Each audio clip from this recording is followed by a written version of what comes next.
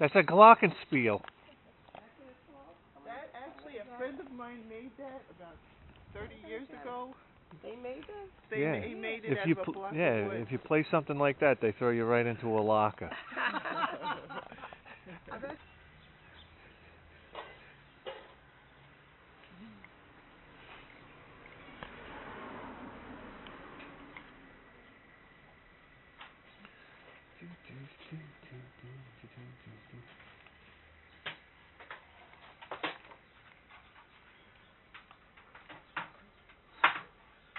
How much are you asking on the manual?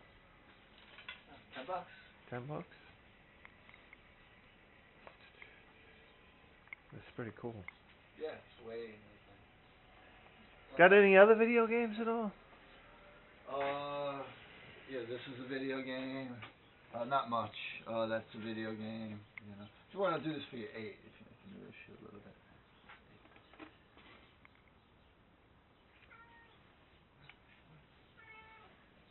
And how much for the game? That one $5. $5.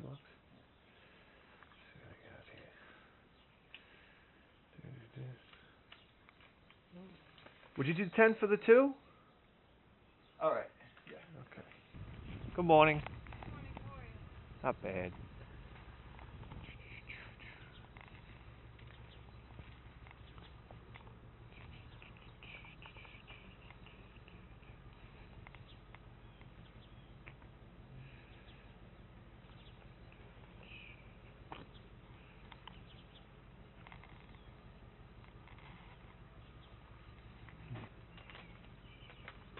How much for this one?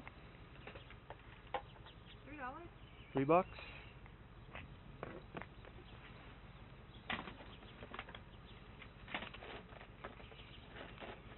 Take 2 for it? Yeah. Alright.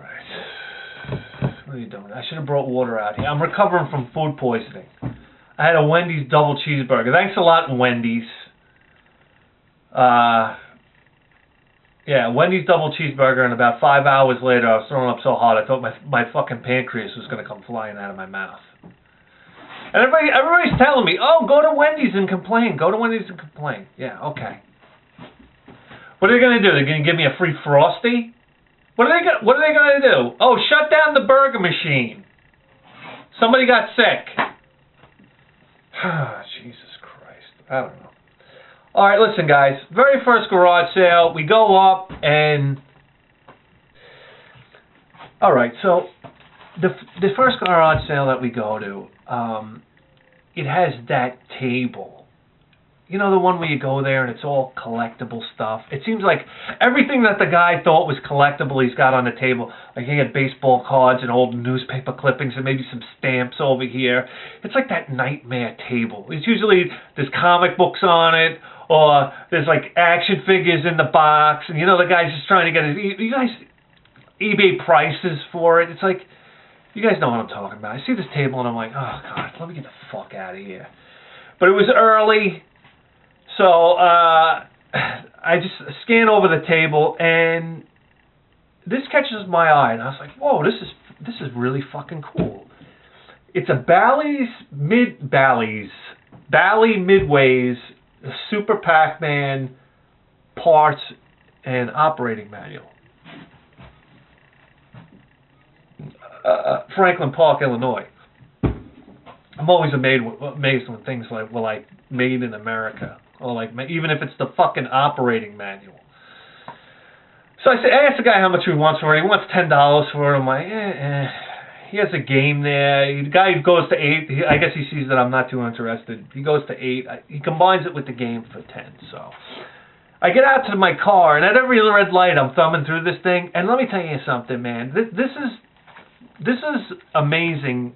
The arcades are just a time that is gone. I mean, it was amazing to thumb through this book. You open up this manual and you realize when you bought an arcade machine, you really bought something that like required a lot of maintenance. There's a tool back here. It came with a tool, I guess, so you can make adjustments inside the machine. Schematics. I mean, you've never seen such a detailed manual. All these fold-out schematics. I mean, You go in, it tells you the theory of operation behind a color monitor and guide to schematic symbols. I mean, you basically took a course in engineering when you bought this book, and I'm not kidding. It taught you the theory of gameplay, game objectives, point values and whatnot. Had a little brochure inside, little color brochure. I never played Super Pac-Man. I guess it's, came on the heels of Pac-Man, Mrs. Pac-Man, I don't know, whatever, Baby Pac-Man. Disguised as our mild-mannered Pac-Man, Super Pac-Man fights a never-ending battle to eat rows of fruit and objects, destroy enemies, monsters, and rack up scores that are out of this world. So there you go. That's Pac-Man. And what I also found fascinating about this is, look at this. Attention operators, your Super Pac-Man game is set at difficult level 9.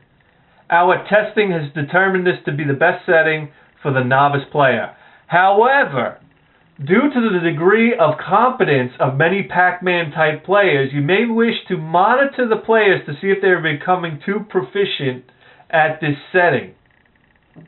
If it is too easy, you can crank up the difficulty. So imagine, I just imagine like the scumbag, like pizza place owner or fucking like really seedy, like fat ass arcade operator who's just cranking all the machine's difficulties up so he can rake in more quarters. Unbelievable. Oh, and I love this. Because level B is the most difficult and aggressive setting, we recommend you closely monitor the players' reactions to see if they're becoming too frustrated at that setting. Yeah, okay. So anyway, that just harkens back to, you know, an interesting time in gaming history. You know, I mean, whether it has any discernible value or not, I have no idea. But to me, I thought it was pretty cool. Along with that was a Pokemon Fire Red version, which, to be honest with you, has so much sun fade that it might as well be Pokemon Fire Orange. That was pretty neat. And then at a couple garage sales later, we ran into a DS game, one single DS game. That happens a lot. I don't know why. Sometimes you just run into like a single handheld game. It doesn't happen with regular consoles very much, but sometimes you just run into a single handheld game. Bokugan, Battle Brawlers, Activision game, in the wrapper still. Brand new. I don't know. Big deal. So that's it. You know what? I hear a lot of people complaining. I can't find anything at the garage sales. I can't find anything at the flea markets. I can't find anything at the thrift store. And I'm not going to lie to you. It's tough. It really is tough right now. I mean, look at this. 4 weeks. 4 weeks. This is what we got. Whoop-dee friggin' do. But I'll tell you this. The season is long. April, May, June, July, August, September, October, November, damn near 8 months. And if we've learned anything on this program, and, you know, we've been doing this since 2011, okay? January 1st, 2011. It's that persistence will pay off. And I feel, I don't know what it is. I've been going out and it's like every 1 in 12 garage sales is a legitimate garage sale. And by legitimate, I mean regular folks having a garage sale, getting rid of their stuff at a normal price. Everybody else is either a reseller, a garage seller with way too high expectations, somebody that does it for a living, or some scumbag dollar store owner that's trying to sell his shit in front of his house. So, but I feel this, I don't know what it is, I feel something in the pit of my stomach. I feel this optimism that we're going to get a huge hit. I just know it's going to happen. And I've never felt like that before. 4 years ago, I would have slammed the door on his camera, this cabinet, and I would have shut the camera down, and I probably would have never did this again. I was always teetering on that back in the day, but now I have this optimism. I don't know what it is, and I think something big is going to happen because we've been so persistent without a big hit. So there we go, guys.